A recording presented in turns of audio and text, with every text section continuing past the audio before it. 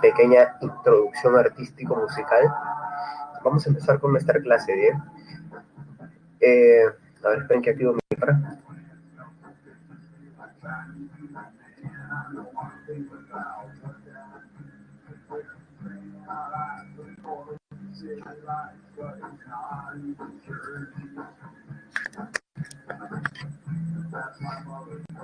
Bien, chicos, ¿qué tal? ¿Cómo están? Eh, Vamos a seguir con nuestra clase de... Vamos a seguir con el tema, la temática de estética, pero en este caso vamos a tratar de explorar una temática distinta a la de la semana pasada, aterrizando un poco las problemáticas que ya habíamos visto en torno a qué era el arte, qué se consideraba arte, qué no, las definiciones de arte, y un poco eso que habíamos anticipado sobre la relación entre arte y sociedad. Hoy día vamos a tener tiempo de desarrollarlo con más tiempo, ¿bien? Buenas tardes, Pilar, ¿cómo estás? Entonces, esta es una clase, creo yo, especial. Lo primero que vamos a hacer es tratar de observar algunos movimientos de arte contemporáneo, ¿sí? Vamos a tratar de captar algunas diferencias que ya de por sí tienen presupuestos estéticos, filosóficos, ¿sí? Y bueno, pues también esto nos permitirá ver o entender alguna relación respecto de lo que es el artista, el papel del artista, que es el arte también de alguna manera, los efectos o la función del arte, y obviamente también exploraremos, ya hablando de los movimientos artísticos, algunas ideas sobre lo que vamos a ver más adelante, que es la relación del arte con la sociedad. Obviamente hoy día también vamos a tratar un problema muy interesante, que es el problema de la belleza. ¿Dónde está la belleza? ¿En el objeto o en el sujeto? ¿No? Acá podríamos recordar algunas tesis axiológicas para tratar de tenerlo como marco previo, ¿sí?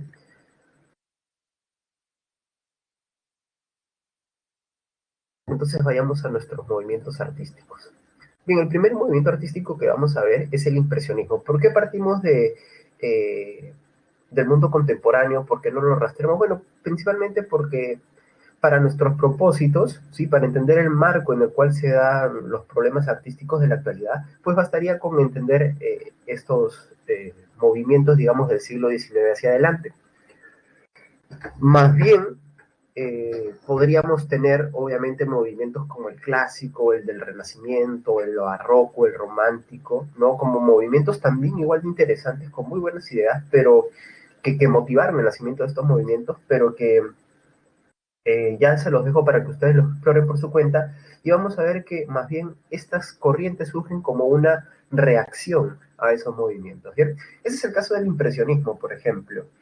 Eh, este movimiento que nace hacia mediados del siglo XIX en Francia eh, propone un cambio en tanto que las formas de arte clásicas proponían la construcción de las formas de una forma pura, eso quiere decir bien delineada, y si bien consideraba algunos aspectos técnicos, eh, le parecía, ¿no es cierto?, a muchos de los pintores impresionistas que ese arte no terminaba por transmitir algo.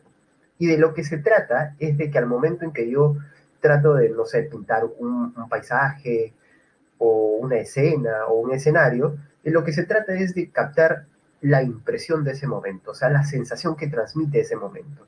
Y eso solamente se logra cuando tú borras de tu mente las barreras mentales del trazo bien hecho y demás, porque lo que importa es que se resalte a través del color y la luz esa sensación o emoción que se quiere transmitir, ¿no? Y entonces ahí esto queda clarísimo con el ejemplo que se ha puesto acá, el cuadro Impresión del Sol Naciente del máximo representante del impresionismo, que es nuestro amigo Claude Monet, ¿no? Entonces, claro, ahí están también otros pintores franceses, como podrían ser Edouard Manet, Auguste Renoir y nuestro amigo Paul Cézanne. Ahora, el detalle, ¿sí?, es que, como ustedes van a ver, perdón, un pintor que estaría a camino medio, y eso ya lo vamos a ver más adelante. Miren, vamos a ver una pintura más, a ver, déjenme que la encuentre, ya está. Esta pintura se llama Cesto de Manzanas, ¿sí? De nuestro amigo Paul Cézanne, ¿sí? También un impresionista, como hemos visto, y si ustedes se dan cuenta, no se necesita o no estamos viendo necesariamente manzanas bien dibujadas en el sentido de que representan la idea de una manzana, como si fuera una manzana perfecta, ¿no? Son manzanas irregulares, miren cómo trabaja con el color para transmitir esa sensación de calidez, de hogar, de ambiente en el cual se suelen comer los alimentos, ¿no? Entonces esto me parece muy interesante que observar. Y vamos a compararlo con una pintura que se supone tiene un contenido o una idea similar, ¿bien? Hola David, ¿cómo estás? Entonces, hasta ahí el impresionismo. Ahora hablemos de otra corriente. Una corriente llamada el modernismo. El caso del modernismo es que, al igual que el impresionismo, también trata de ser una crítica, pero lo que principalmente va a criticar es que el arte esté tan lejano a las personas, vamos a ponerlo de esta manera, comunes y corrientes, a los que no son entendidos en criterios artísticos. Entonces el arte tiene que considerar cualquier tipo de elemento, mezclar cualquier elemento, con tal de hacer que las personas puedan captar, ¿no?, una obra artística y sentirla como tal. Entonces, para eso, ellos trataron de incluir el arte en la vida cotidiana usando materiales como los que se manifiestan acá, hierro, cristal, oro, que eran, dicho sea de paso, materiales hasta la época considerados poco artísticos. ¿Bien? Bueno, acá tenemos un cuadro de Gustav Klimt, ¿no? Digamos que es el máximo representante del modernismo, pero también podríamos considerar al arquitecto Mackintosh, a Victor Horta, a Anthony Gaudí, ¿no? Eh, como les digo, si bien el modernismo implica una aproximación al sujeto común y corriente, diríamos que también es de tener cuidado esta idea porque hasta qué punto lo logró, ¿no? Romper con esa elitización del arte, ¿no?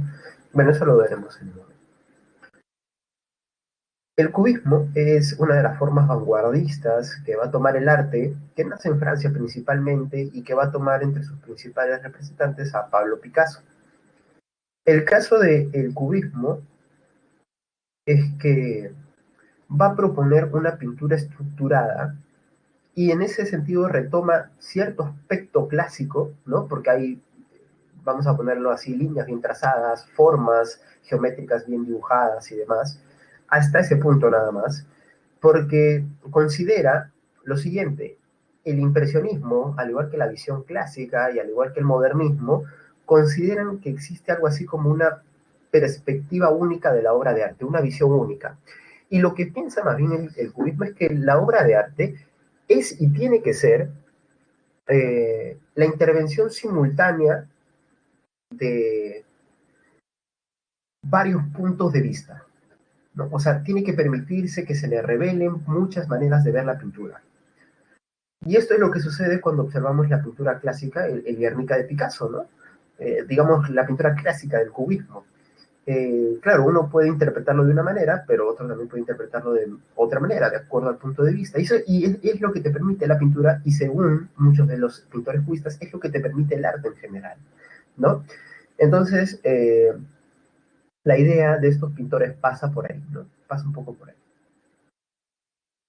El caso es que no solamente el cubismo apela a ello, sino que también a ciertas formas abstractas, como ustedes habrán podido dar cuenta.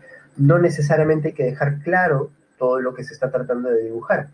Y recuerdan que habíamos visto el cesto de manzanas de nuestro amigo Paul Cézanne, pues ahora veamos algo que se supone, una pintura que se supone fue inspirada bajo una idea similar. Esta obra se llama Plato de frutas y un vaso, de George Braque, también pintor cubista, ¿sí?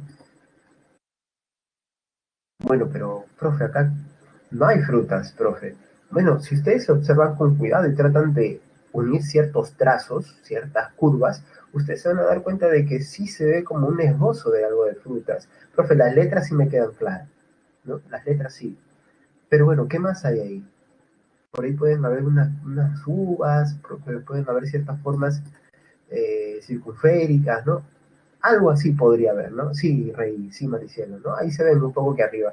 Entonces, abre mucho más la perspectiva que el cesto de manzanas, pero también tiene manejos de colores e iluminación menos realistas o verosímiles que lo tenía el impresionismo, ¿no? Entonces, por ahí también va la idea del cubismo, para que ustedes vean. Eh, perdón.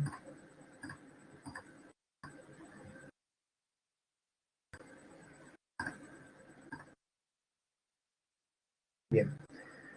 Y ahora tenemos el expresionismo. El expresionismo surge como una crítica, nuevamente, a, al impresionismo, ¿sí? Pero básicamente al impresionismo por el siguiente hecho. Lo que sucede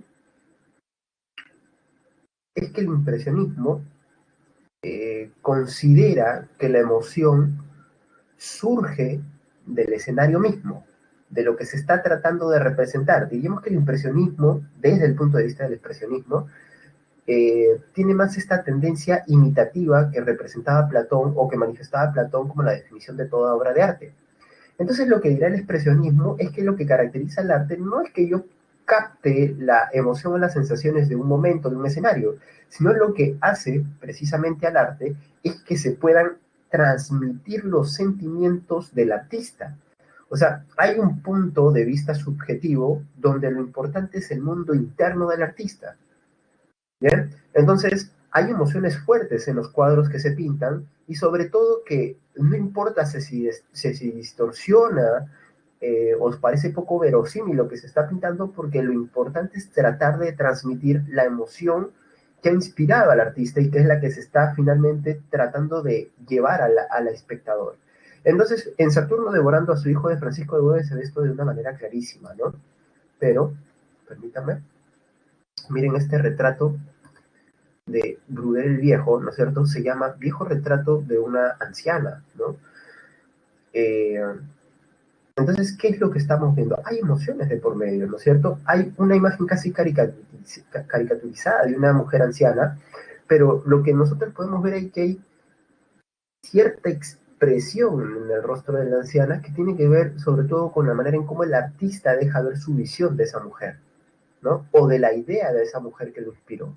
Entonces, miren ustedes, ¿no? Uno podría decir, profe, me parece un tanto, de repente hay algo de pobreza de por medio, ¿no? O profe, me parece un tanto melancólica. Bueno, ahí está. Son quizás todos esos los sentimientos que inspiraron, ¿no es cierto?, al pintor al momento de acercarse o hacer esta pintura. Eh, ahora, yo les hago una pregunta, ¿no? Si es así, ¿no? Si es así, que esto es el expresionismo, la pregunta es, un pintor reconocido como nuestro amigo Van Gogh, ¿dónde estaría? ¿Es impresionista, modernista, cubista o expresionista? Ahora vamos a poner una pintura de él, ¿sí? Déjenme, ahí está. Mírenlo.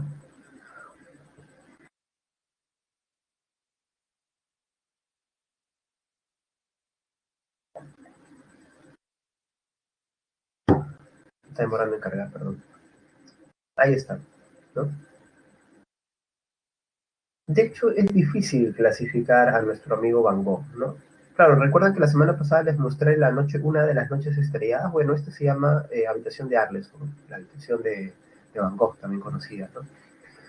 Eh, y claro, hay una ligera deformación, hay una perspectiva un tanto distorsionada, eh, no son trazos precisos, no son tampoco colores que transmitan una verosimilitud de luz y color como en el caso del impresionismo, pero hay algo del impresionismo, pero también hay algo del expresionismo.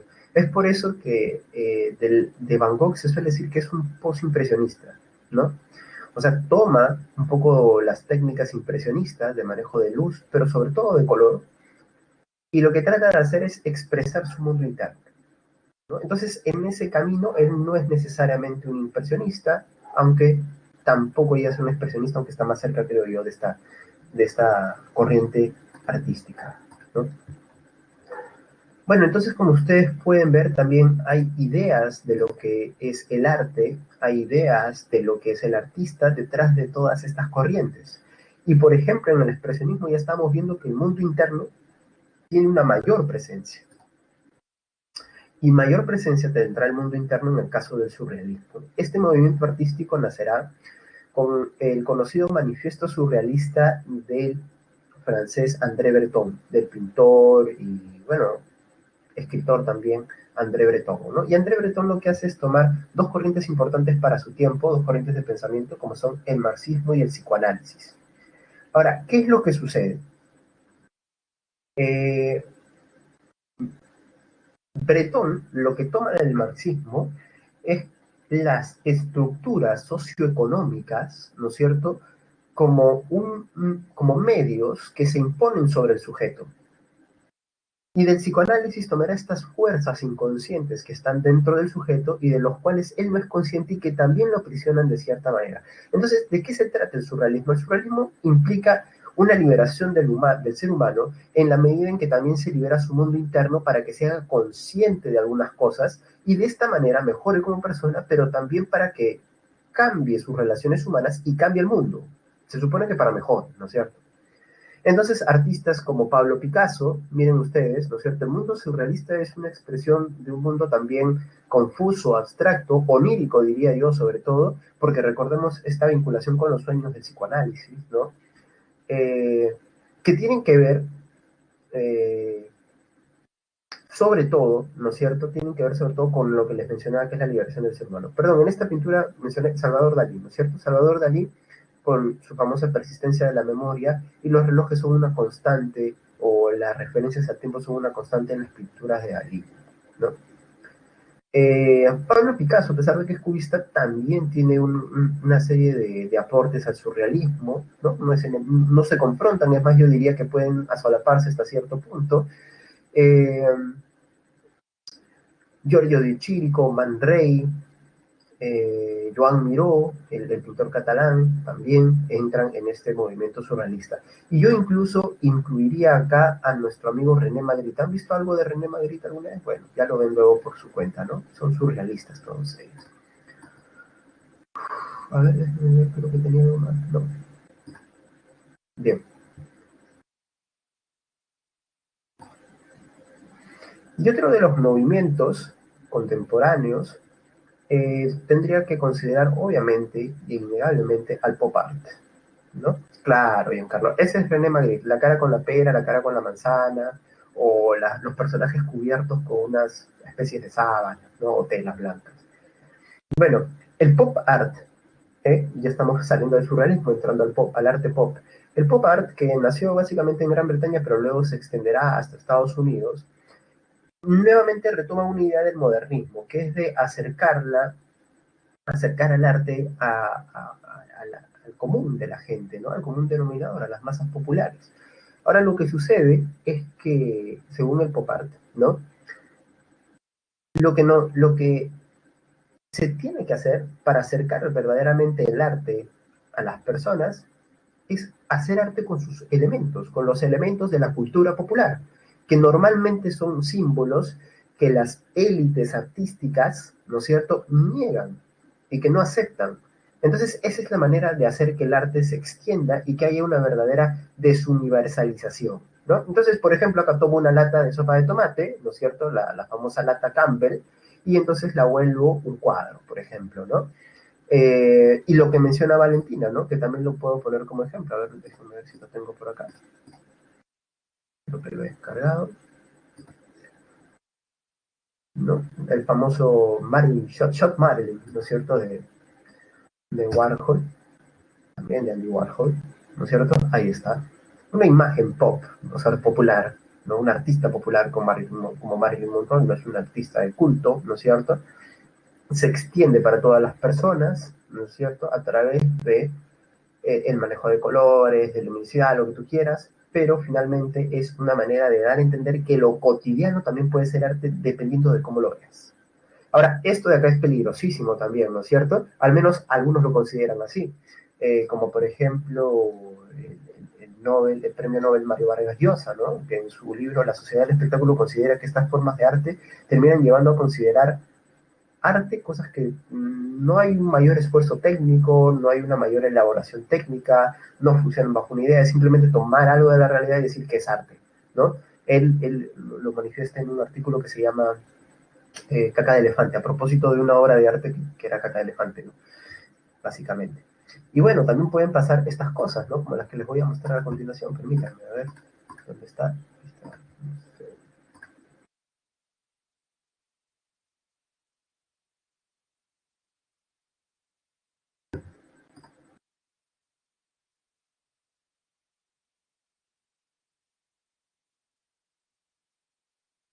¿No? Esta se supone que es una obra de arte que estuvo en exhibición en un museo de nuestro amigo Marcel Duchamp, ¿no? El escultor francés, el artista francés, y que bueno, básicamente es una expresión del arte popular, pero más que todo del arte postmoderno, ¿no es cierto? El arte que había rompido con criterios clásicos o los criterios racionales, y se supone que expresa que el arte puede estar en cualquier lado. Bueno, y acá hay anécdotas muy, muy curiosas, ¿no? A ver, déjenme ver si encuentro por ahí el artículo para pasárselo.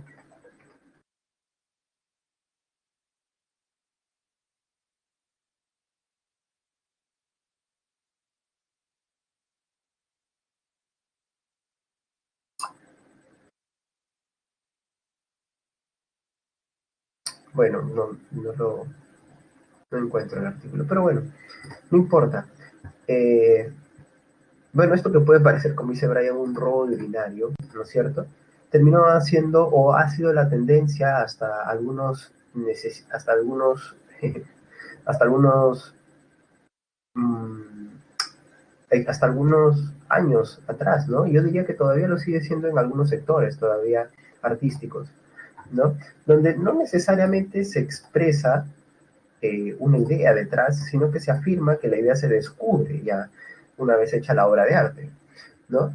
Eh, porque precisamente en lo cotidiano habita el arte, ¿no? Entonces, hay anécdotas muy, muy cómicas, ¿no? Como la de este hombre que fue a una exhibición de este tipo de arte, eh, y pues olvidó sus lentes sobre una mesita, ¿no? Sobre una repisa. Y la gente pensó que era parte de la exhibición y empezó a tomarle fotos, la gente empezó a decir, oye, pero ¿cuánto están vendiendo esto? ¿No es cierto? Se armó todo un lío por saber quién había sido el autor de esa genialidad, hasta que el hombre se da cuenta que había olvidado sus lentes, regresa al museo, a la exhibición, coge sus lentes y dice, perdón, me lo olvidé, ¿no? Entonces, ese tipo de locuras también pasan, ¿no? Y es cierto, no estoy inventando esto. Y bueno, han pasado cosas similares también, ¿no? Y bueno, los Simpsons también se burlan de esto con el capítulo en el cual Homero compre una parrilla y hace un desastre con ello y lo terminan exhibiendo, ¿no? Como arte contemporáneo, ¿no? Bueno, ahí tenemos un buen espectro de los distintos movimientos que han ido dando, claro, el capítulo que se supone la obra de arte expresa su ira, ¿no? La ira del artista. Bueno, entonces, como estamos viendo, eh, todos estos movimientos han tenido una consideración o valoración de la obra de arte y del artista. ¿Y de qué es lo que tiene que hacer la obra de arte? Expresar una sensación del medio, expresar una emoción, expresar una idea, ¿no? ¿Qué es lo que ha tenido que hacer? Ahora, vamos a hacer un pequeño salto y vamos a tratar de ver cómo esto puede llevar a otros problemas, como son la función del arte en la sociedad o en la cultura, y el problema de la belleza. Antes hagamos una pequeña observación, ¿sí? Sobre lo que son considerados las expresiones artísticas culturales, ¿no? De nuestra época. Claro, la pintura lo sigue siendo, qué duda cabe sobre la escultura también, y en la literatura, claro, antes lo que se consideraba solamente poesía, ¿no? Antes eran las siete bellas artes, la poesía y lo demás no. Pero bueno, hoy en día, ya con la aparición y el posicionamiento, ¿no es cierto?, centralizante de la novela y del cuento, yo diría que ellos también ingresan ahí. Y hoy en día asistimos también a la formación de nuevas formas de literatura, ¿no es cierto? La poesía virtual interactiva, esa que tú das clic acá, tal, tal, y aparecen nuevos versos, o los versos se van construyendo conforme tú vas dando clic, ¿no es cierto? Eso me parece también muy llamativo y ya veremos si con el tiempo se constituye como una forma popular, ¿no? Por ahora es experimental todavía, ¿no? Quién sabe en el tiempo. Bueno, la arquitectura también, como siempre, yo diría que arquitectura y música se parecen en eso, en el sentido de que tienen un registro más de uso popular y tienen otro registro más academizado y más y considerado, por tanto, por ende, más artístico, ¿no? Más propio del arte. Eh, entonces, definitivamente, ahí podemos observar también que hay una discusión en torno a si todo lo que se escucha es arte, ¿no? Profe, Maluma es arte, profe, Hawái es arte, ¿no? Bueno, ahí está. Esa sería parte de la discusión, por ejemplo, ¿no? El caso es que el teatro también, que es considerado o ha sido siempre considerado una forma de arte, hoy en día podríamos decir que tiene su propia versión tecnologizada, que es la del cine, ¿no? Y es que en el cine también se pueden combinar muchos elementos. El elemento de la imagen con el elemento del audio, ¿no es cierto? Lo audiovisual hace que es una experiencia muy enriquecedora la del cine, ¿no? Y nuevamente ahí dónde está el límite, pues, para el arte cinematográfico, ¿no? Y obviamente el cine también constituye la integración de los fotogramas, ¿no? O sea, de la fotografía. Y Walter Benjamin decía en un ensayo sobre la obra de arte en la era de la reproductibilidad técnica, decía lo siguiente: el día que la fotografía, o algo así, ¿no? Algo similar, no recuerdo la cita exacta, el día en que la fotografía logre posicionarse como un arte, las obras de arte dejarán de ser arte, ¿no? En el sentido de que él pensaba que ya si cualquiera puede tomar fotos y decimos finalmente que la fotografía es arte, entonces cualquier cosa es arte, pues. Y si cualquier cosa es arte, ya nada es arte, pues, ¿no? Porque no todo puede ser arte. Y acá viene otra discusión, ¿no? ¿La fotografía es arte? Yo creo que la fotografía es una de las principales herramientas de expresión, no solo vamos a discutirlo artísticamente, sino cultural de nuestra época, ¿no? No serían tan interesantes las redes sociales sin toda la fuerza que ha tomado la fotografía y la industria fotográfica, ¿no? Entonces, fotográfica a través de celulares, ¿no? No solamente las cámaras de fotos per se. Entonces, eso está interesante de observar como una discusión. ¿Es la fotografía, es o no es arte? Una discusión por demás, ¿no? Que se puede definir muy bien y algunos dirían, no toda fotografía es arte, ¿no es cierto? Por ejemplo, les comparto esto para que lo puedan ver, a ver, ¿dónde está? ¿Dónde está? ¿Dónde está? Acá está.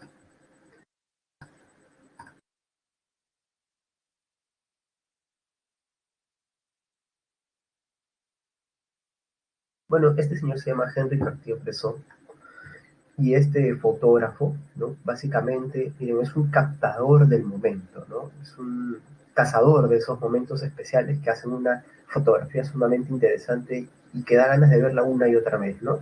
Algunos dicen que capta esos momentos mágicos de la vida cotidiana, ¿no? También tiene eso de lo cotidiano, digamos, la fotografía, ¿no? Pero la fotografía también puede ser una construcción, ¿no? Gente que coge elementos, juega con símbolos y le toma una foto y termina siendo interesante. También juegan con luces, con colores, con fondos, ¿no? Con iluminación, básicamente, ¿no? Entonces, ahí está. Entonces, la fotografía, desde esta perspectiva, también puede llegar a ser arte. Ahora, lo que todos hacemos en nuestro día a día, cuando le tomamos foto a nuestro pollo a la brasa, a nosotros embutiéndonos en cualquier sitio de comida rápida, ¿no es cierto? Eso es arte también. El arte, el pop art, ¿qué diría? Quizás también, ¿no? Es cuestión de hallarle una visión, ¿no? Una interpretación adecuada.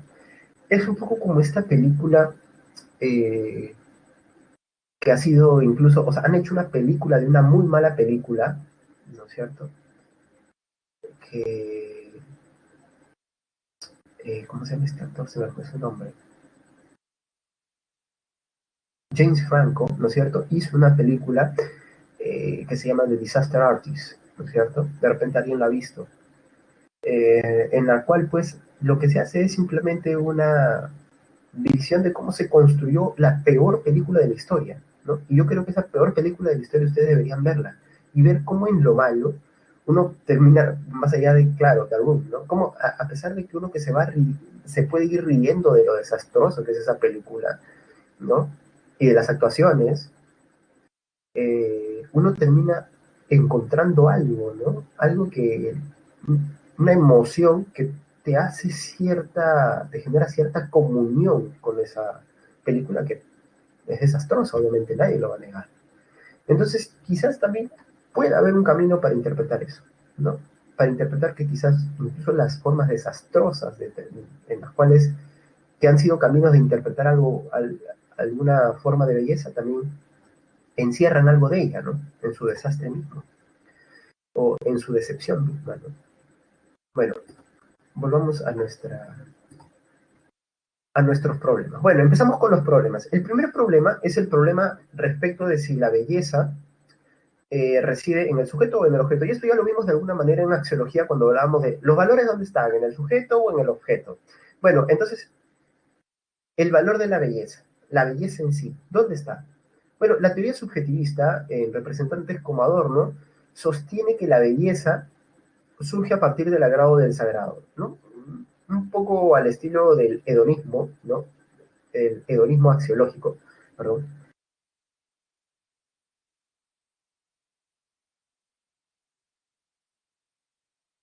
En la edad, chicos, hace que cruja un poco ciertas partes del cuerpo. Bueno, entonces, ahí estamos, en el hecho de que la belleza, ¿no es cierto?, para la teoría subjetivista, está en el sujeto y es el sujeto el que determina lo que es bello. Ahora, en la teoría de Adorno, ¿sí? En la teoría de Adorno, no solamente es el sujeto, sino que también toda la influencia que tiene todo sujeto, porque el sujeto no es que haya venido de la nada, haya venido del mundo de las ideas de Platón. El sujeto, ¿no? Desde el punto de vista de Adorno, es miembro o parte de una sociedad. Entonces, aunque el sujeto pueda tener la visión más distinta que uno puede encontrar dentro de la sociedad, sigue siendo una visión dentro de la sociedad, ¿no? A ver, para ponerlo en un ejemplo. Eh, Obviamente, los criterios que cualquiera de ustedes comparte respecto de la belleza física de una persona no van a ser los mismos criterios que yo tengo. Pero sin embargo, ¿sí? Así para ustedes de repente tiene que ser de tal forma, tal estatura, ¿no es cierto? Con cierto tipo de rasgos fenoménicos en el, perdón, fenotípicos en el rostro, ¿no? Pero esto no hace, ¿no es cierto? O no invalida el hecho de que los criterios que ustedes tienen puedan compartir algo con mis criterios. Ahora, ¿por qué compartimos algo? Es porque vivimos en una misma sociedad. Ahora, hay también quienes interpretan esto, ¿no es cierto? Como que la sociedad se impone o impone ciertas formas de belleza. Yo diría que no es la sociedad, ¿no? Yo diría que son ciertos sectores de la sociedad, ¿no? Por ejemplo, si tú ves obviamente los desfiles de la alta moda, ¿no es cierto? Ahí obviamente te das cuenta que hay cierta concepción estética de la mujer y del hombre, ¿no? Pero obviamente si ves también otro tipo de concursos de belleza, vas a darte cuenta que también cambia nuevamente la concepción estética. Y obviamente si ves Instagram o estás todo el día pegado y piensas que ahí están los moldes de vida ideal, pues te vas a desmoronar, ¿no es cierto? Porque son gente que tiene dinero y se han hecho operaciones, ¿no es cierto? Y además han hecho esto de lo que yo les decía, la belleza del filtro, ¿no? De cómo los filtros de las distintas aplicaciones se han vuelto también estándares de belleza, ¿no? Entonces las personas van con su celular en mano y dicen, quiero verme como en este filtro, ¿no? Y se opean para verse como en un filtro, ¿no? Entonces es algo que sucede, ¿no? Tiene un nombre este comportamiento social, ¿no? Digamos, los sociólogos le han dado un nombre, y los psicólogos también. Bueno, eso es lo que diría Adorno. Ahora, del otro lado, Benjamin también piensa que la sociedad ocupa un papel importante al momento de valorar la obra de arte. Pero lo que piensa Benjamin es que aun cuando eso sucede, la obra de arte eh, contiene una belleza que trasciende el tiempo, ¿no? Eh, en otras palabras, la belleza está en el objeto mismo, encerrada en el objeto mismo. Y no es que la belleza esté, ¿sí?, en el sujeto.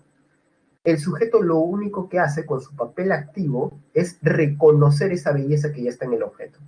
¿Y cómo podríamos comprobarlo esto? Ah, pues básicamente porque existe una serie de cualidades o contenidos dentro del objeto. Bien, esto es algo interesantísimo también, dicho sea de paso. eh, bueno, entonces podríamos también verlo de esa manera. Eh, yo pensaría que de alguna manera no es que ambas posturas se nieguen por completo, pueden ser complementarias también. Porque miren lo que dice Benjamin, incluso, bueno, ya les he mencionado lo que dijo sobre la fotografía, ¿no? Tiene cierta forma purista de concebir el arte, pero él también dice que las sociedades influyen en que se pueda o no se pueda reconocer la belleza de una obra de arte. Así, por ejemplo, ¿no? Yo, por ejemplo, les traigo, no sé, una Venus de Milo, o a ver, vamos a poner este ejemplo, a ver si se puede, ¿no? Esta expresión de arte rupestre, ¿no es cierto? Muy famoso.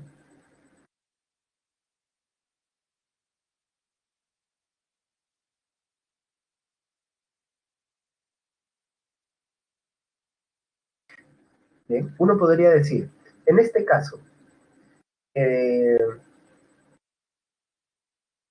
¿hay algo que me transmita? ¿No? ¿Se me puede transmitir algo? Profe, la verdad es que no, yo solo veo un conjunto de manitos ahí, ¿no? Pero claro, es porque Benjamin diría, ahí está el papel de la sociedad. Nosotros todavía no concebimos lo que puede haber sido algo superior, porque nosotros en nuestra época ya estamos acostumbrados a la reproductibilidad técnica. Pues, tantas fotos al día que esto nos va a aparecer pues cualquier cosa, ¿no es cierto? Pero si lo vemos en su contexto o en su circunstancia, quizás esto sea la obra de arte más genial del mundo, ¿no es cierto?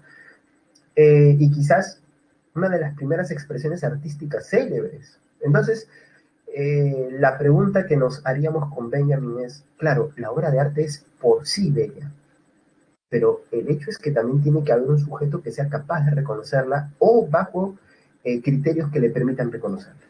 Entonces eso también está interesantísimo, ¿no? ¿Puede conciliarse de alguna manera subjetivismo con objetivismo?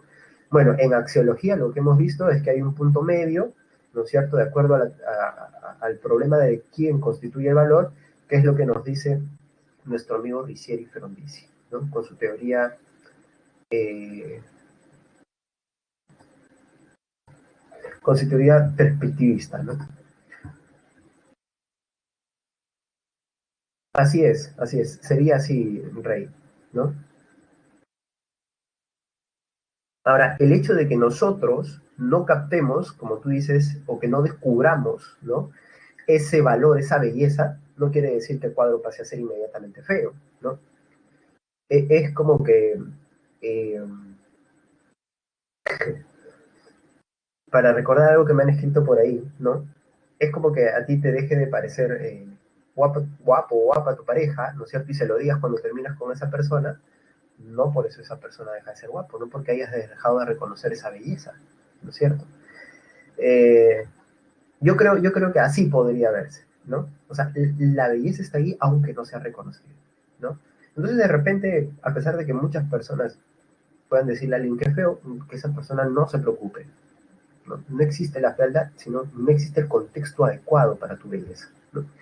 Bueno, y hablando de arte, ¿no? Podemos también retomar algunas problemáticas que tienen que ver entre la relación del arte y la sociedad, ¿no?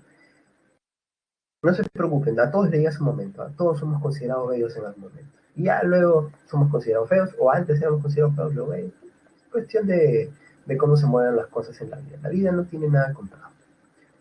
Eh, o la de no eres feo, sino que no has nacido en el lugar adecuado, ¿no? Porque la belleza es relativa. Bueno, entonces continuemos. Entonces hay una relación, ¿no? Entre arte, belleza, cultura, sociedad, y acá es cuando empezamos a hablar ya de las funciones del arte, ¿bien? ¿Y cuáles son esas funciones del arte? Bueno, remontándonos hasta nuestros amigos los antiguos, como por ejemplo nuestro amigo Platón, encontramos algo muy interesante que dice Platón, ¿no? Y que creo que todos en algún momento lo hemos pensado, y es que el arte tiene una función pedagógica, ¿no? Eh, ¿Qué es lo que nos dice Platón en la República? De esto voy a hablar también, así muy brevemente, obviamente, ahora lo voy a hacer con más extensión, cuando hablemos de filosofía política. Pero Platón sostiene lo siguiente, en la República él considera que una sociedad o una buena sociedad bien constituida tiene que ver también con el carácter de cada uno de sus miembros, con todos los individuos que que la integran, perdón.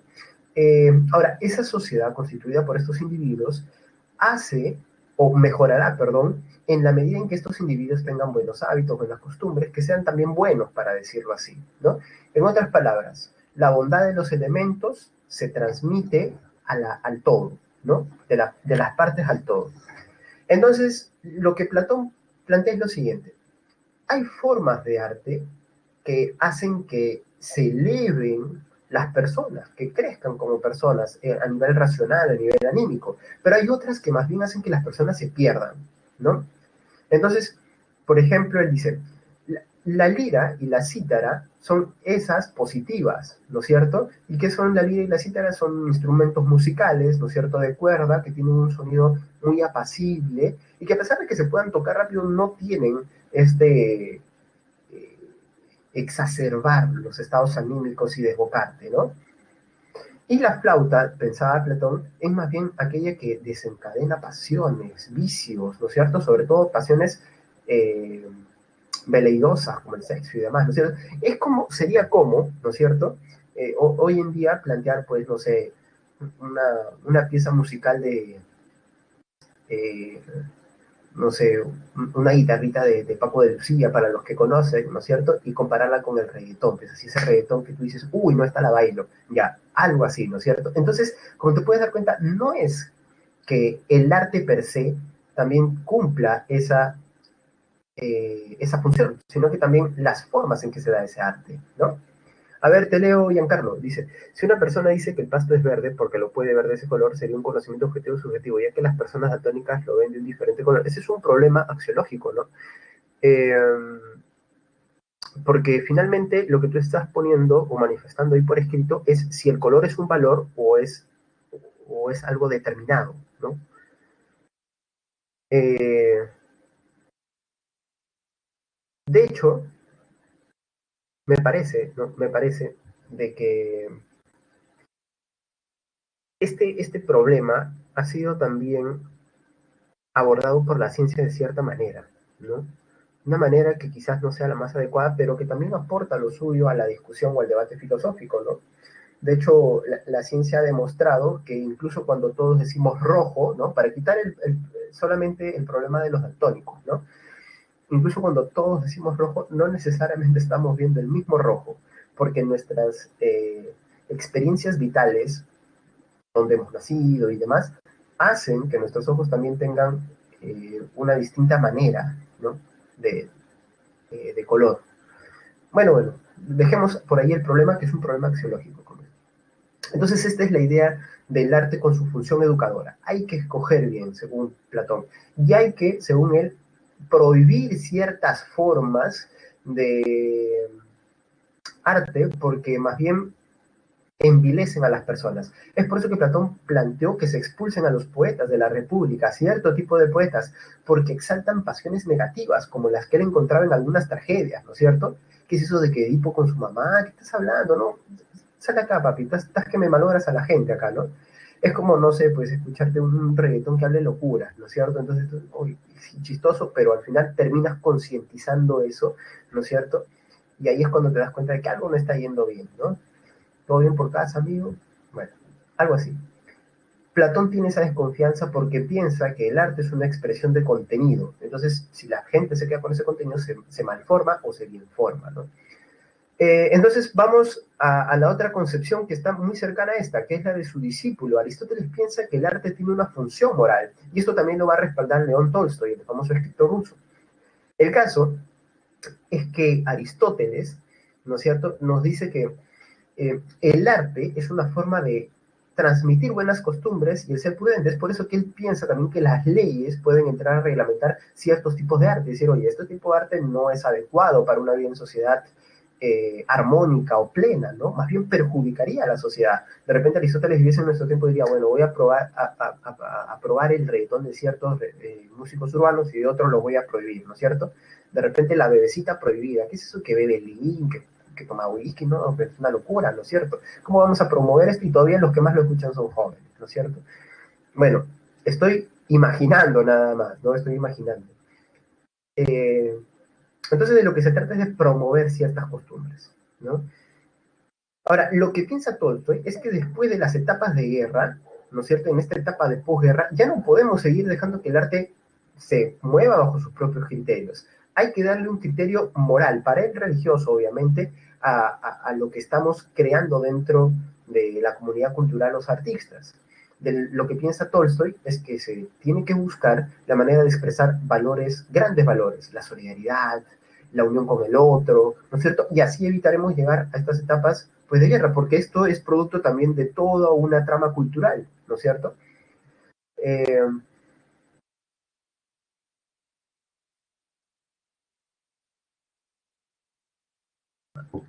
a ver, voy a leer rápidamente lo que me escribe Valentina.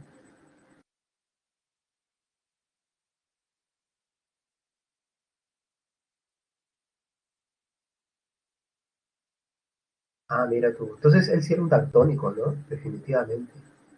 Si era, si él decía que era rojo y era verde, es daltónico, ¿no?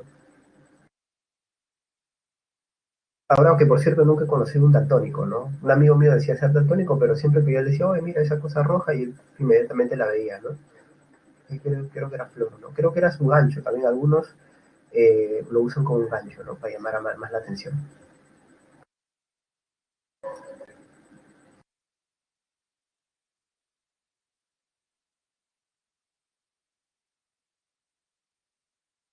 Aunque creo que el experimento que tú estás comentando, Valentina, ¿no? Puede ser algo así como una aceptación también, ¿no? Algunos dirían, hay un psicosocial ahí, ¿no? Pero bueno, eso es también, esto es lo que tú expresas es lo que está detrás de la idea de por qué suceden los milagros según algunos psicólogos, ¿no? Según algunos psicólogos sucede que a veces una persona ve algo y lo expresa con tanta emoción y basado en tantas creencias de por medio que los demás empiezan a ver lo mismo, ¿no? Bueno, continuemos. El caso de Benjamin es que él va a resaltar otra función del arte que ya no es ni la pedagógica ni la moral, que de hecho, sea de paso, estaban muy cercanas, ¿no? Porque una pedagogía también implica enseñar algunos valores morales. Benjamin lo que dirá es que las obras de arte son signo, funcionan también como signo de poder y de riqueza. Si lo pensamos, ¿no es cierto? Más allá de que la belleza de las obras de arte trasciendan el tiempo, lo que sabemos es que quienes las tienen son personas que pertenecen a una élite, ¿no es cierto? Que donde la vida y sus posibilidades económicas les ha permitido apreciar lo que es arte, ocultarse de esos criterios, pero también les ha permitido, pues, tener el poder adquisitivo para comprar esas obras de arte y poseerlas, ¿no? Ahora, esa es la visión de Benjamin. Está la visión también del arte como forma de conocimiento. Acá, ¿quiénes pondríamos? Bueno, de alguna forma Aristóteles estaría acá, ¿no? Pero como hemos visto también, él concibe la función moral del arte. Pondríamos a Kant, a Schopenhauer, ¿no es cierto? Porque ellos decían que la obra de arte, tanto en la construcción como en la contemplación, es un sumergirse en ella. Entonces, el arte es arte por la satisfacción misma que produce, no por las consecuencias que tiene. Y ahora, cuando tú acudes al arte, descubres ideas. Eso es lo que decía Schopenhauer y de alguna manera también lo dice Kant cuando nos manifiesta de que el arte es el momento donde se une la razón a la voluntad y tú puedes captar cosas sin necesidad de procesar lógicamente todo. Captas inmediatamente, ah, mira, entonces acá hay una injusticia o lo que sea, ¿no? Entonces, Heidegger va en ese mismo sentido. El filósofo alemán Martin Heidegger, a quien vimos en nuestra semana de antropología filosófica, dice lo siguiente: la existencia, ¿sí? La existencia humana y la existencia en general, el ser, ¿no es cierto?, como él le llama, eh, se oculta de alguna manera, nos oculta cosas. Y el arte es la manera de desocultar esas cosas. Hay que mostrar esa verdad. O sea, la verdad es lo que se nos oculta, ¿no es cierto? Y hay que hacer una alfea, hay que mostrar lo que está oculto. Entonces eso es el arte. El arte es una creación que desvela la verdad del ser, de la realidad, ¿no es cierto? Y esto no, obviamente no es solamente racional, tiene que ver con emociones, una serie de elementos, ¿no? Y finalmente tenemos las posturas de Adorno y de Mariátegui, quienes ven en el arte la función sobre todo crítica, ¿no? Que como hemos visto también es racional. Y esto tiene que ver con el hecho de que desde la lectura del marxismo, ¿no es cierto?, hay siempre condiciones culturales derivadas de las luchas de clases. Entonces, obviamente, una obra de arte no solamente imita los valores que hasta el momento se han dado como lo bello o como lo artístico, sino que también tiene la posibilidad de revisarlos, analizarlos y criticarlos, ¿no? Esto según nuestro amigo Adorno y según Mariátegui. No, no Aldo, ¿no? José Carlos, el abuelo. Bueno, y entonces llegamos finalmente a el problema de la esencia de la obra de arte. Cuando analizamos una obra de arte, finalmente, ¿qué es esta? Según Cassirer, ¿no es cierto? Ernst Cassirer, a quien también hemos visto de pasadita en antropología filosófica, recordemos que para él el ser humano es un ser simbólico. Entonces, ¿qué es el arte? El arte es un conjunto de símbolos, al igual que es cualquier lengua, o bueno, cualquier lenguaje, al igual que lo es también cualquier conjunto de conocimientos. O sea, lo que caracteriza al arte es que es una expresión humana plena, porque es símbolo, es el símbolo mismo, ¿no es cierto? Entonces, por ejemplo, alguien quiere hacer música, ¿qué tiene que hacer? Partituras musicales, escribir notas musicales sobre el pentagrama, ¿no es cierto? Una pintura también implica una concepción previa de los símbolos que voy a usar. Y Gadamer piensa lo mismo, pero le suma algo, porque Gadamer es hermeneuta, entonces él va a decir, sí, es símbolo, pero para construir ese símbolo, y eso es lo que diferencia el símbolo artístico de cualquier otro símbolo, implica una actividad lúdica, o sea, hay algo de juego, jugar con los colores, con las técnicas y demás. ¿Bien? Ahora, añadirle a esto, ¿qué cosa? Que este juego y el resultado de este juego, ¿no es cierto? O sea, la obra de arte que implica lo simbólico y lo lúdico a la vez, es también parte de un juego interpretativo. Así como las canciones que yo les hacía escuchar la semana pasada, ¿no? Las escuchabas y obviamente no solamente te producía pena, tristeza, sino que también podíamos ver que a otras personas les podía producir otra cosa, ¿no? A otros les dicen, pero profe, ¿cómo va a poner Tchaikovsky? ¿Qué está hablando? Póngame algo más actual, pues, profe, ¿no? Póngame un J Balvin, ¿no es cierto? Algo así, pues. Ya, está bien. Esa es tu interpretación. Hay otra interpretación, me diría, ahí está, es el juego interpretativo que se da. O sea, el aspecto lúdico se da en la construcción de la obra, pero también en la interpretación de la obra, según nuestro amigo Gadamer. ¿Bien? Entonces, eso un poco es la visión de la obra de arte, de la esencia de la obra de arte, ¿no? Y para terminar, solamente resaltar algunos detalles, ¿no? Esto que les voy a mostrar a continuación, ¿se puede considerar arte? No. Ustedes veanlo, analícenlo, juzguenlo por su cuenta. Hay que recordar que la obra de arte también es una expresión cultural. ¿Y qué significa que sea una expresión cultural? Perdón.